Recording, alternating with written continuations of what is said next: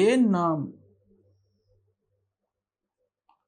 தங்க மற்றும் வெள்ளி தட்டுக்களில் உண்பதையோ பாத்திரங்களில் குடிப்பதையோ இஸ்லாம் தடுத்திருக்கிறது என்று சற்று அலசி பார்க்கும் பொழுது, அல்லாஹ்வின் தூதர் ஸல்லல்லாஹு அலைஹி வஸல்லம் அவர்கள் எங்களுக்கு எளிமையான வாழ்க்கை முறைமையை அறிமுகப்படுத்தி கற்றுக் கொடுத்து அவரும் அதில் வாழ்ந்து காட்டினார்கள்.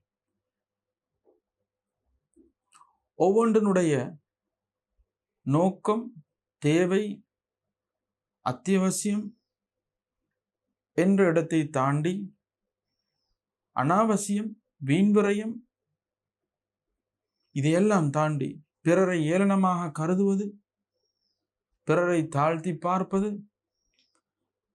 கர்வம் கொள்வது, மமதை கொள்வது எனக்கூடிய அனைத்து ரகங்களையும், கெட்ட ரகங்களையும் ஏற்படுத்தக்கூடிய ஒட்டுமொத்த பண்பாடுகளையும் இஸ்லாம் எச்சரிக்கிறது.